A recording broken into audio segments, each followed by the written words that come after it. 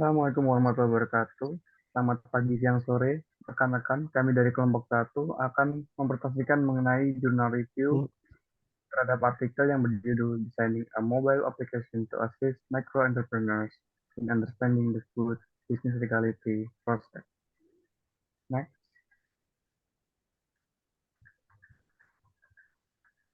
Sebelumnya, izin kami memperkenalkan diri, dimulai dari saya sendiri, di dokter pertama NRP 025.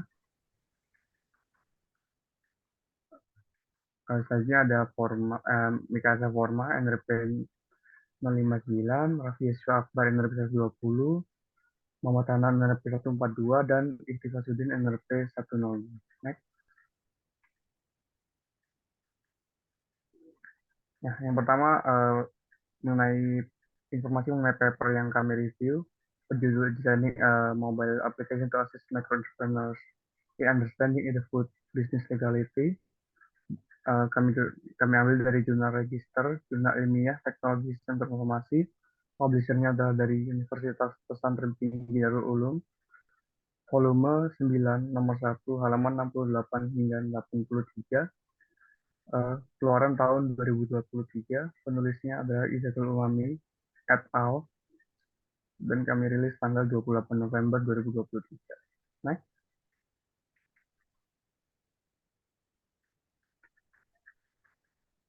Nah, berikut untuk gambaran umum mengenai artikelnya, di mana artikel ini sudah terbelakangi oleh adanya kebutuhan para pelaku UMKM yang seringkali mengalami kesulitan dalam memahami hukum dan standar industri yang dapat menghambat pertumbuhan industri mereka.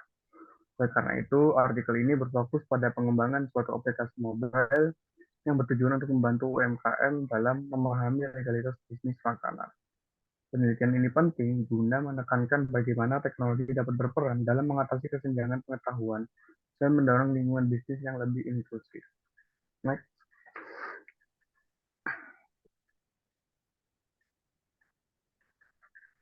Nah, aplikasi yang dikembangkan yakni Food Business System App, yang mana aplikasi ini berisi kumpulan kertas kerja dan video yang membahas berbagai aspek legalitas bisnis dan produk. Nah, konten pembelajarannya terdapat 5. Yang pertama, konten pembelajaran mengenai perizinan, branding produk, manufaktur produk, contoh-contoh, dan umpan balik dari customer kepada developer.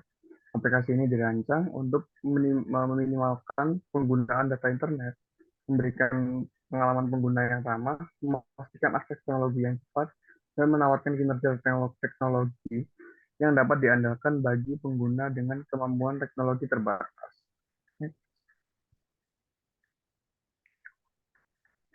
Berikut untuk alur sistem informasi dalam aplikasinya, yang mana terdapat 3 stakeholder utama. Yang pertama, micro entrepreneurs itu sendiri.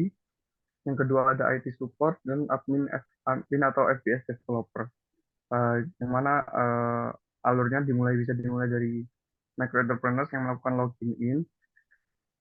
Lalu setelah melakukan login ke aplikasi, micro entrepreneurs dapat menikmati konten-konten yang terdapat dalam FPS. Lalu stakeholder kedua ini IT support, yang mana berperan untuk membantu micro entrepreneurs apabila mengalami kendala dalam mengalami login ke aplikasi FBS. Yang ketiga ada admin FBS developer, yang mana berperan untuk mengembangkan konten-konten dan aplikasi secara berkala.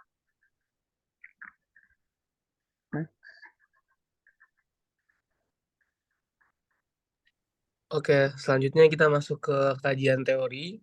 Jadi kita membagi menjadi 3 bagian. Yang pertama itu ada kita harus dapat bisa menganalisa kebutuhan para pengguna, yang mana biasanya pada tingkat ini para pengguna berada pada perusahaan atau usaha mikro, yang mana pada tahapan tersebut biasanya mereka hanya menghasilkan pendapatan per bulan di bawah 5 juta.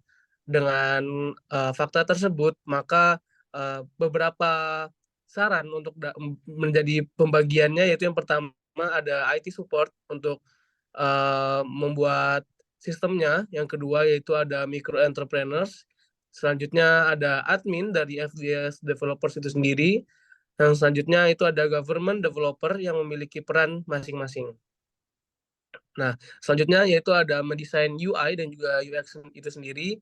Nah, para FBS ini biasanya menggunakan aplikasi secara mobile atau diakses melalui handphone yang ini dapat dirancang untuk dapat memperoleh legalitas usaha dan juga produk. Nah, aplikasi FBS ini juga dapat dikembangkan menggunakan Smart Apps Creator dan dilanjutkan dengan penggunaan sistem UCSD atau User Center System Design. Nah, apa itu User Center System Design? Center System Design adalah kustomisasi dari proses penting untuk dapat mendefinisikan, menyesuaikan, dan juga mengalokasikan untuk setiap organisasi atau pengguna sistem. Nah, meskipun fitur dari FBS ini didasarkan pada pendekatan yang berpusat pada pengguna, akan tetapi para user bisa dapat kembali menyesuaikan sesuai dengan kebutuhan proses atau operasional bisnis masing-masing. Next.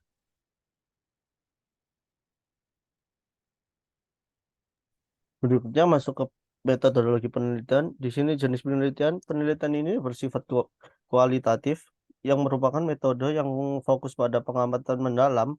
Oleh karenanya, penggunaan metode kualitatif ini dalam penelitian dapat menghasilkan kajian atas suatu fenomena yang lebih komprehensif dengan fokus pada pemahaman mendalam terhadap kebutuhan dan tantangan yang dihadapi oleh pengusaha mikro khususnya dalam konteks adopsi teknologi untuk legalitas usaha dan produk halal. Menurut Lexi J. Oleong mengungkapkan bahwa metode kualitatif ini bertujuan untuk memahami fenomena yang dialami oleh subjek penelitian, termasuk dengan menjelaskan tingkah laku, persepsi, motivasi, tingkah laku, dan lain-lain. Next. Berikutnya di sini ada pendekatan penelitian. Pendekatan yang dilakukan adalah pendekatan deskriptif. Menurut Nazir, pendekatan deskriptif merupakan studi untuk menentukan fakta dengan interpretasi yang tepat untuk mengenal fenomena serta untuk melukiskan atau menggambarkan secara akurat sifat-sifat dari beberapa fenomena, kelompok, atau individu yang sedang terjadi.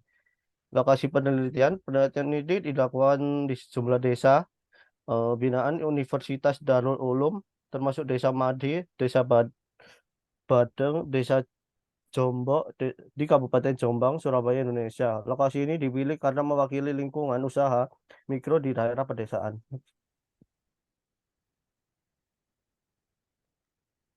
Data dan jenis data penelitian. Pada penelitian ini mencakup data premier dan data sekunder. Menurut Umi Narimawati, data premier adalah data yang berasal dari sumber asli atau pertama, data ini tidak tersedia dalam bentuk terkompilasi ataupun dalam bentuk file-file. Data ini harus dicari melalui narasumber atau dalam istilah teknisnya responden. Eh, Pada penelitian ini, data premier diperoleh melalui wawancara dengan pemilik usaha mikro dan pemangku kepentingan.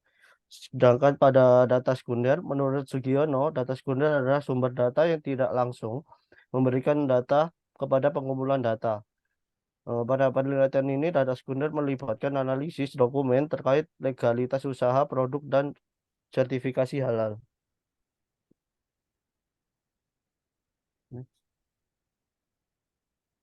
Berikutnya di sini ada metode pengumpulan data yang dimana di sini menggunakan wawancara, observasi lapangan, dan analisis dokumen.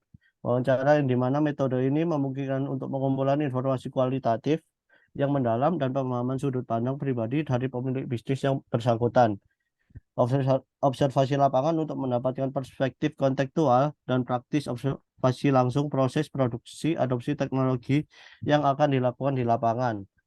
Analisis dokumen kebijakan pemerintah, peraturan legalitas perusahaan, dan pedoman sertifikasi halal yang akan dievaluasi untuk mendapatkan data sekunder.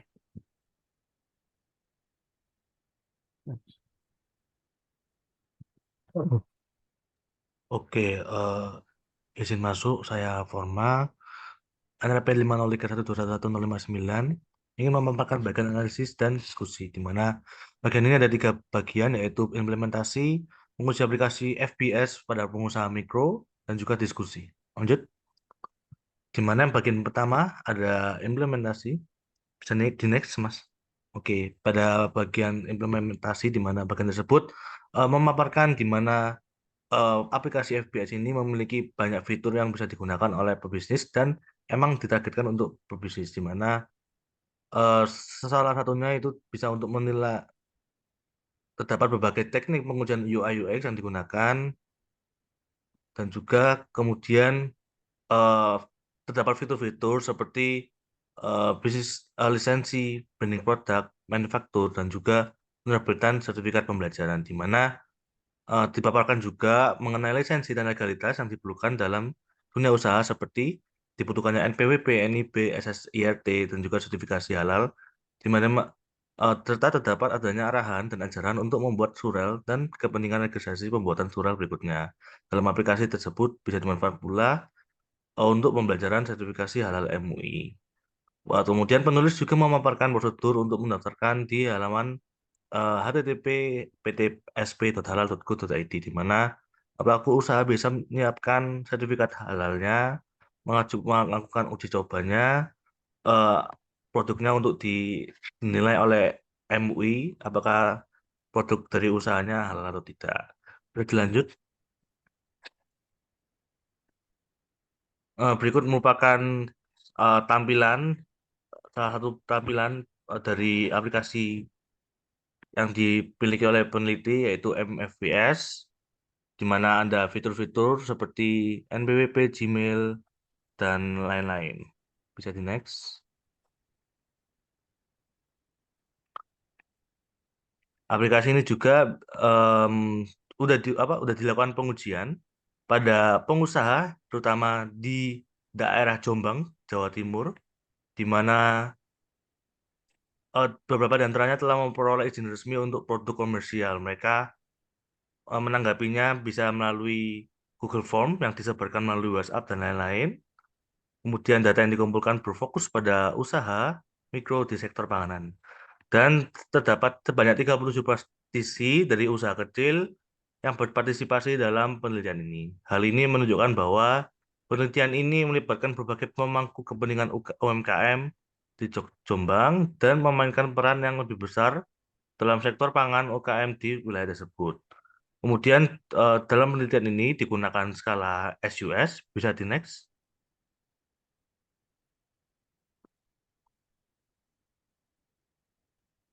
Oke, menggunakan skala SUS dijelaskan dengan detail, termasuk penjelasan mengenai penggunaan kuesioner dan metode penghitungan skor SUS, penggunaan curve grading scale atau CGS untuk menginterpretasikan skor SUS, memberikan pendekatan terperinci dalam menganalisis hasil pengujian. Setiap item dalam kuesioner diberi nilai 1 hingga 5 dengan total skor kontribusi yang dikalikan oleh 2,5 untuk memperoleh skor SUS keseluruhan.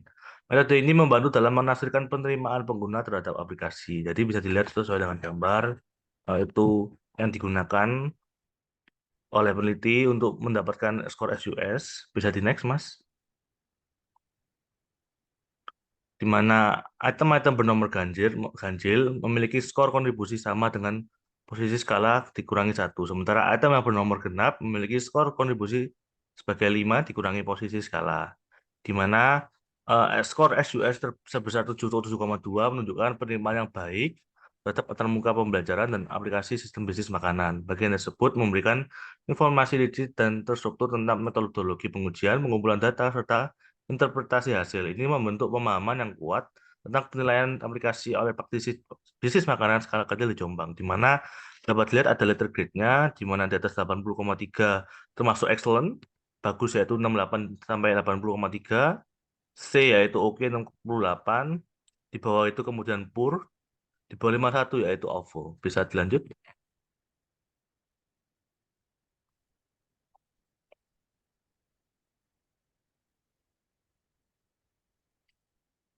Oke, kemudian eh di hasilnya setelah diuji menggunakan aplikasi FBS pada pengusaha mikro UM dapat didapatkan bahwa eh, bisnis tertinggi dipegang oleh dua sektor yaitu IT support yang berumur 18 tahun dan juga oleh Nastar Cake, bisnis Nastar Cake yang berhasil keduanya mendapatkan SUS score-nya yaitu 90 rata-ratanya dan termasuk excellent. Bisa dilanjut.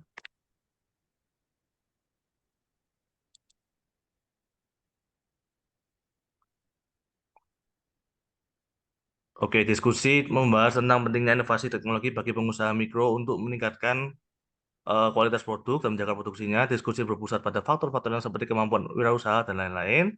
Sertifikasi dan standarisasi proses produksi penting untuk menjaga kelangsungan usaha. Diskusi mengenai pengembangan sistem pembelajaran lebih baik juga menjadi titik diskusi.